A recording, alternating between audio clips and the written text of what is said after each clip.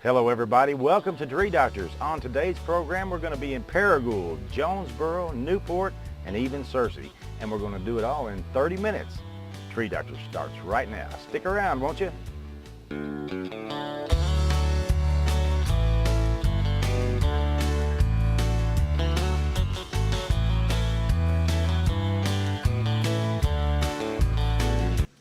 You know, great strides have been made in the chemical community as the technology come available now where you don't need to clumber some capsules to tree, and we can put actually 9 or 10 different products at one time in a tree.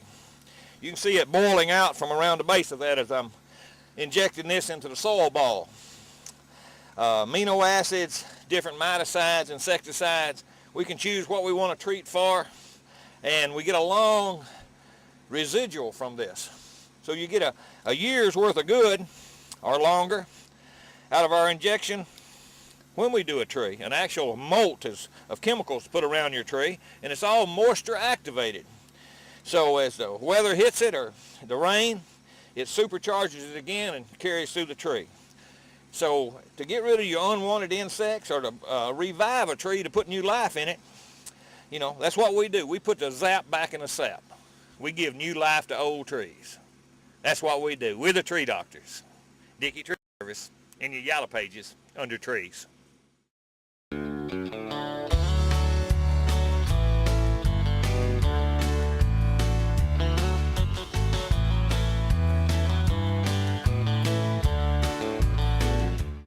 It's time to go out in the field and catch up with the head tree doctor of Dickey Tree Service, Ed Dickey, right now on Tree Doctors. You know, since we've had a lot of tornadoes and storms through the area, you're going to start seeing a lot of this, and you need to kind of look around your property for this going on. You can tell this tree has a bad lean in one direction, but also if you look closely, you can see where the ground is raised up here. And it's kind of a knoll on this side. And just going to be a matter of a few more rains. It's going to keep easing over, and it's finally going to just fall on over. There's 2 or 3 things on, this is a large apricot tree, by the way. You don't see them too often around here, but the way you remedy this problem, you can take some of the branches off on the far side, and that eliminates a little bit of the weight. You could put a stiff leg, like a crutch down, on a brick to keep it from going any further. I've seen that used several times.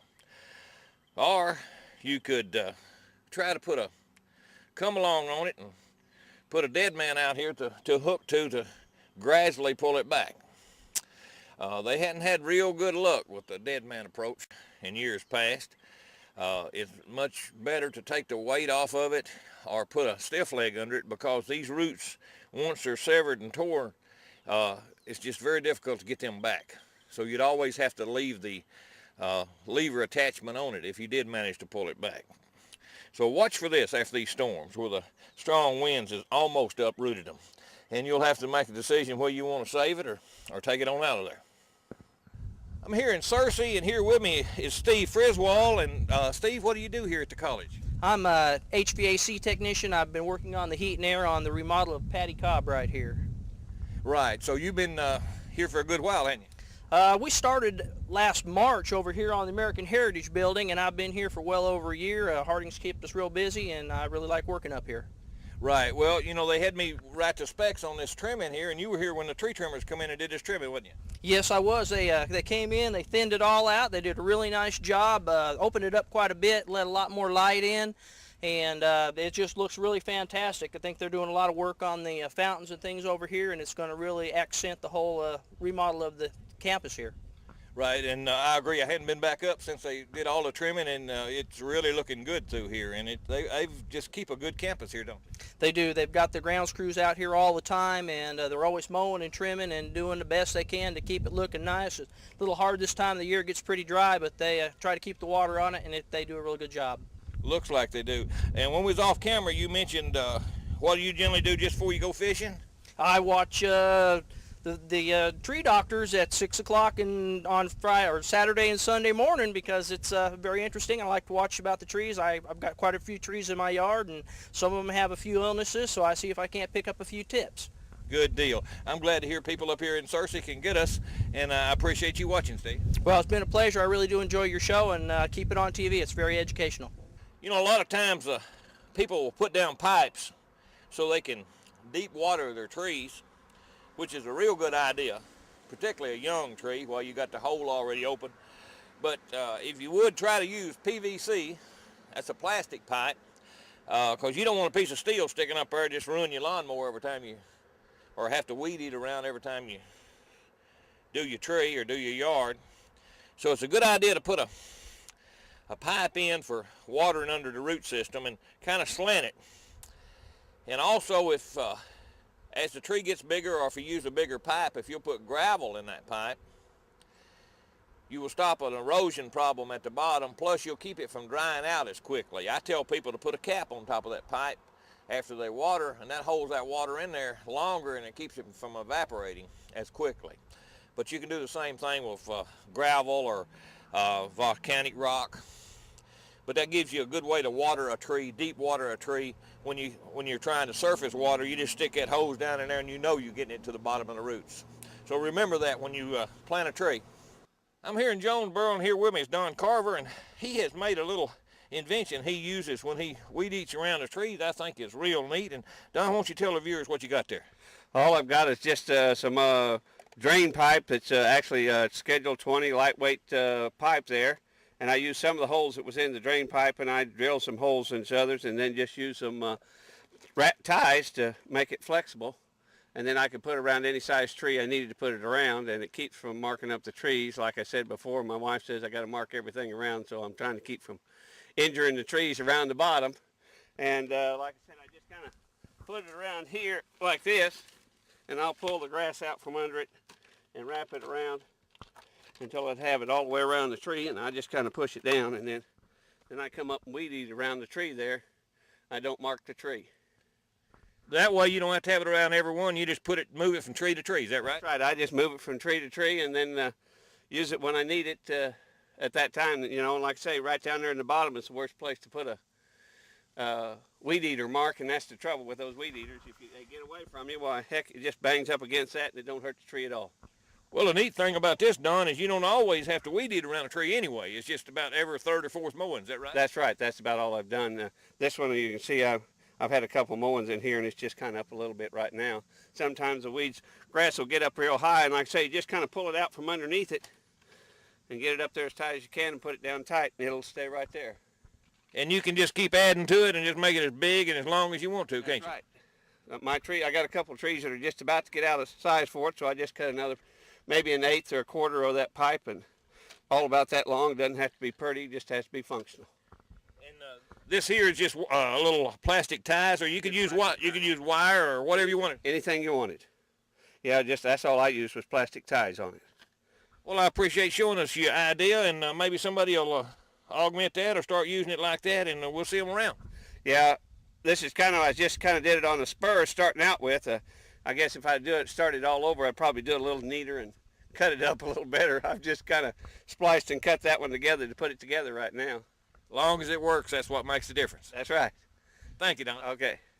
I got a tip here from Sue and Don Carver, and I want you to tell about what y'all do about that magnolia across the street, Sue. Well, it never did bloom, and we decided in the early spring to give it a shot of triple phosphorus and 13-13-13 and mix it together. And Don puts a hole in the ground with a chunker bar, and I pour it in with a little pitcher and fill it up about that deep, and it blooms after that. It blooms every year now. So let me get this right. This is a neighbor's tree. You don't even own this tree. No. And what kind of bar you use, Don? I just use what I call well, it's just a bar. We've always had to bore holes in the ground and dig and pick things out. I've had it for years, and of course that tree is right across from our yard, so we get the advantage of it anyway. We get to see all the blooms anyway when we go out every morning, so it's an advantage to us to keep it fertilized so it'll bloom. Right. I think what you're referring to is a pincher bar. A lot of people call it a pincher bar that you fry with. And so y'all just go over every year and put the fertilizer to it, is that right? Yeah, it doesn't take long. When we're fertilizing our hickory tree, we fertilize that, and then we come around here and put holes in the ground, put it around the hickory trees and around our other trees. You can kind of see spots in the yard where they're kind of fading out now, where we went around this spring and stuck the bar in the ground and poured fertilizer in. All right. Well, Sue, that's mighty neighborly of y'all. She's an awful good neighbor. She's a special neighbor. Well, good deal. Well, I like telling about that, and that's a good way to get you a magnolia tree a blooming, isn't it? Yeah, it's really pretty. Look at. Really, really pretty. Well, thank y'all. Yes.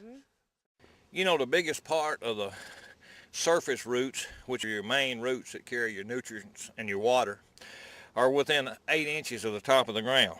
And you can see them right here where they're running this piece of electrical to the base of this tree. They've severed all these roots, and they're just leaving it exposed. And if they do that very long, of course, the roots will further die back, and you end up killing some main roots. So you need to be careful when you're trenching and cutting, because even though you're not going very deep, you think, just 8 inches or 6 inches, you're going deep enough to do some damage. And as you can see right here, there's some pretty big roots right here, top of the ground. And they've died back. There's no life in that. So a trick that you can do is just, quick as you get your trench down, if you get your pipe in there and get it covered back up and get to keep them roots moist, the less damage you do. But whatever you do, don't let it lay out exposed to the elements and the sun, and let it dry out for weeks on end, because you'll sure enough have some bad damage. You know, we never have talked about safety equipment before on the program, and that's very important no matter what you're doing, whether you're weed eating, cutting with a chainsaw, brush axe, or whatever. Right here, you got a safety helmet, a little flap that goes down to keep the chips from hitting you, and hearing protection in case you got a loud chainsaw or something. And don't forget the goggles too when you're doing weed eating around your yard, because you let a little sliver of grass get in there, you're talking about $100 or better to get that straightened out. So wear your safety equipment when you're in your yard, and you can make your yard look pretty and still stay safe too. Be a good idea. I'm here right outside of Paragould, and here with me is John R. Smith. And Mr. Smith, won't you tell the viewers a little bit about what's going on in the background here and about the place you got here? Well, we have bought this place a few years ago, and we always wanted to live in the country, so we had Mr. George Spence come out and help us build a new house, and we're very proud of it. Yes, sir. And you called me in about treating the trees, and you got an interesting story about the. Well, first off, tell me what you did here in Paragould. What was your main business? We had Smith Precision Machining machine shop that we serviced the local factories and industry here in northeast Arkansas, this area here. Yes, sir. And out here where y'all decided to build your home, tell a little bit about the interesting part about the whistle stop here. Well, the old Iron Mountain and St. Louis Railway ran to the backside of the place here, and just up on the road there was a place called Knoxburn, which was a whistle stop. And my grandfather lived up a half a mile here. He could walk down and flag the train down and ride to Paragould and then ride the train back that evening. And that was called Knoxburn. My kids then got me the hat that said Knoxburn for my Christmas present, and I'm happy to wear it. Well, good deal. Actually, how far is it to downtown Paragould from here? It's probably between 3 and 4 miles. So that saved a little bit of walking, didn't it, riding that train? That saved the old man a lot of walking. There's a lot of folks caught the train there, according to what my mother said and the stories I've heard. Yes, sir. Back to your trees here. These are some old original growth trees. I don't think these have been cut over, and they're most of them's white oak. I remember this patch of woods here ever since I can remember, and they've been here ever since I can remember, and they're those fine old white oak trees, and we're proud of them, and we wanted to get Ed to help us do whatever we could to save these trees. Yes, sir. What Mr. Smith had me do was treat these, some of these larger trees, and what you see going on in the background, we're installing a lightning arrestor in his tallest one behind his house there, and that will draw the lightning to that and shoot it harmlessly in the ground and protect not only his house but these trees close by it. And once they're put in, there's never any maintenance, and that should make you sleep a little easier, shouldn't it, Mr. Smith? Well, we certainly hope so. We've had some experience down through the years with lightning rods in a different section of the country, and they just make you feel better, make you sleep a little easier. Glad to get it put in. Mr. Smith, I couldn't help but notice this white oak barrel sitting there. Won't you tell me about the barrel and what's in it? Well, the barrel was bought locally here, probably at the Walmart store, but the flower was in my wife's family before I ever married her. It belonged to her grandmother, and we have transplanted it and replanted it, and it finally wound up in this barrel. We and the wife were married 50 years this year, so I know it's that old. Well, congratulations on that. Do you remember what's the name of the flower? Don't recall the name of it. It does bloom. It's a nocturnal blooming flower that blooms of a night. It has a big bloom on it, and the next day it's gone. I think I seen on a movie about one of those. I'm going to have to check and find out a name and let our viewers know what the name of this thing is. But in the wintertime, we take a forklift and we put it in the basement so it doesn't freeze. And then in the spring of the year, we set it back out here in the sun, and it puts out and grows again, thrives in the shade. So through y'all's 50 years of marriage, you've been toting that around? I've had to handle that several times down through the years, yes, sir. Well, it was a good chore, though. You liked it, didn't you? Oh, it was worth it, yeah. All right, good deal. Well, thanks for telling about that plant, and we'll try to find out the name of that for the viewers. Thank you very much, Ed. It's not hard to tell what killed this tree. It was bollworms. Bollworms can really do a number on a tree. You'll see some staining on the trunks where the sap has come out before a tree gets this bad. Then after the borers have been in it for a while, it develops a fungus. That's this white you see on this branch. Underneath that, that's black as coal tar. That's what eventually takes the tree out. The tree gets stressed, gets borers, and then the fungus develops. A lot of people call it oak wilt, oak decline, but it's a fungus. There's no treatment for that to straighten it out, but you can treat and take care of the borers. Before your tree gets this bad, call us. That's what we do. We put the zap back in the sap so your tree won't be stressed, and we get rid of those borers. We're here in the backyard of Dr. Jackson's backyard, and he's got 100+ trees here, and we're seeing a few of them, and your trees are just looking good, Doc. Well, thank you. $200 a month water bills helps a lot, I guess, and a lot of fertilizer. We was talking about that off camera. Doc said the city called and said, "Is your water line busted?" He said, "No, I don't reckon." And he'd been watering good because this was during the summer when it was real droughty. So he goes that extra mile. Well, the answer is you can't replace the tree for $200. Well, not as many as you got. You get much of a plant for $200 planted these days, but you can't replace a tree overnight for any amount of money. Yeah, especially when we're talking about hundreds of trees. And have you ever counted how many different types of specimen of oak and hickory you have in here? No, but I have couple of varieties at least of white oak, and then I have several varieties of red oak, and then just the regular hickory that's common here, and a few native dogwoods, and even some elms. But it's mostly white oak. Got a lot of nice white oak, some old mature ones and some juveniles, but a lot of white oak trees in my yard that I was pleased to see. Yes, sir, and as far as I can tell, they're all doing good, too. In '01, Dr. Jackson had me treat these, and then I come back, I think it was in '04, and we did something to them. We've done about 3 years, yeah. We did, I believe, '02, '03, and '04. We did about 3 years in a row. And, the result speaks for itself. They really look good. I've been in a lot of carports and garages where they keep their chemicals where they spray for their ants, or maybe they spray on the trunks of their trees, or different insecticides, fungicides, miticides, just different chemicals. And they're just generally sitting on a shelf in the carport or loosely put. A good idea for you is just like they do the gasoline tanks when they're out of the ground. They build a containment around them, so if they was to rupture, they wouldn't go everywhere. You can do the same thing in the home with a simple little pail that you can put this stuff in. You can buy them at your local stores, clear plastic, so you can see what's in it, and pretty deep, and keep your chemicals all in one place. And if one was to get turned over or spill or rupture, it's staying right there, not getting all over the place and being a hazard to people or the environment. So do your part for the environment. Kind of give your own little containment area for some of those chemicals you got. It'd be easy to find next time you look for them too. You'll be glad you did. We're here in Tuckerman, and here with me is Burl Bennett. And Mr. Bennett, won't you tell the viewers about what was going on with your trees when you called me in?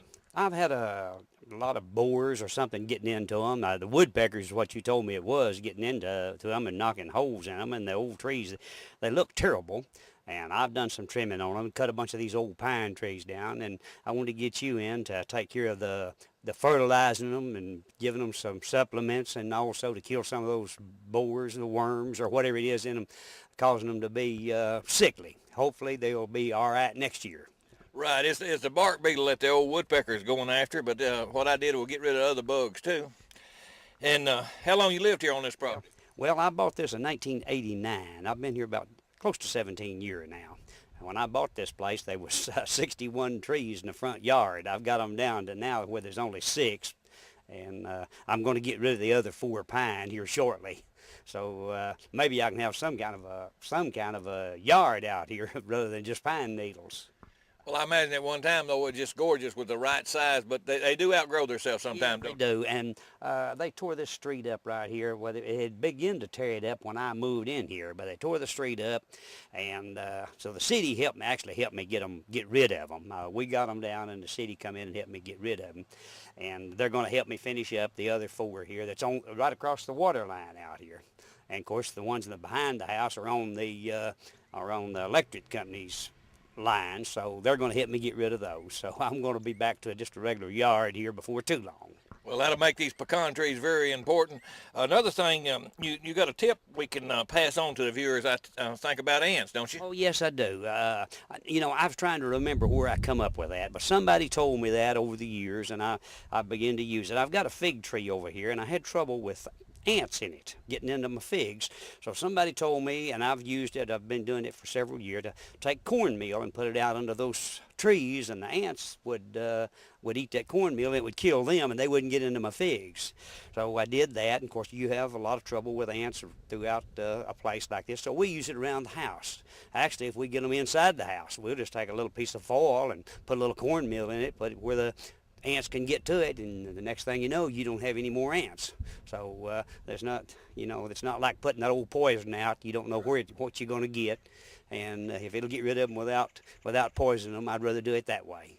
You betcha, and I appreciate for you passing that tip on to our viewers. Well, I hope somebody gets some use out of it. I sure have. It don't take much cornmeal, you know. 5 pounds a year will take care of them around a house like this, but you know, it's just something that I've done. Right, and first thing I asked Mr. Bennett, was it self-rising or plain, and he said it didn't matter. So either can, is that right? Well, I guess just whatever I find in the house is what I use. I don't go buy it. I just get some, and my wife makes hot tamales and cornbread too, so just whatever we happen to have, you know, and I just put it out.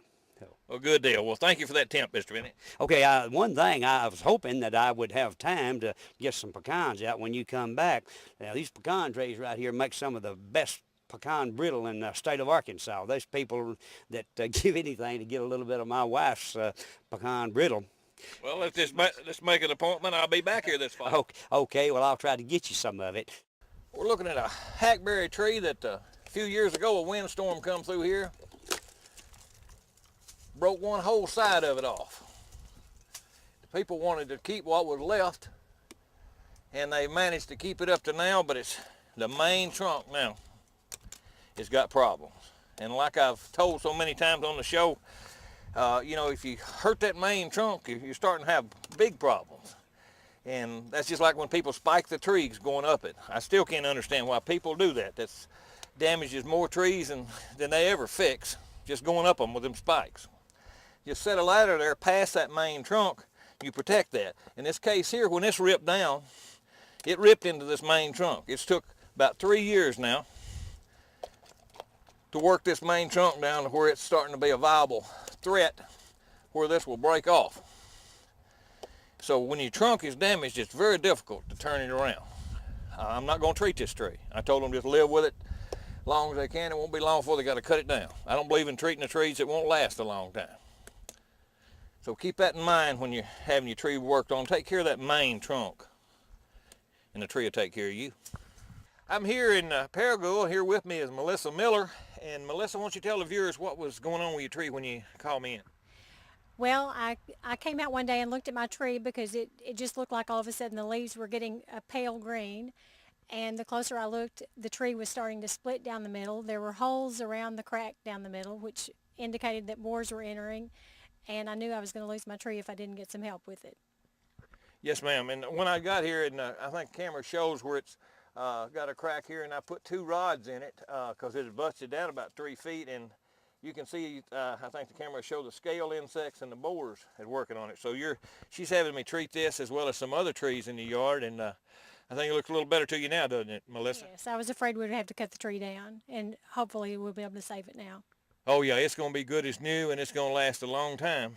And you've got several other maples here in the yard just like it. You'd miss this one, wouldn't you? I sure would. We've had it a long time. Yes, ma'am. You don't know when you planted it? It's probably about 8 or 9 years old. Yes, ma'am. Well, it's been growing good, and I guess it's just a windstorm, and that was a weak area in the trunk, the reason why that busted, and it's been busted a while, hasn't it? Yes, it has. For a couple of years, I've noticed that the leaves just weren't as vibrant as they should have been, but I didn't know that it had a crack down the middle of it until just about 3 weeks ago.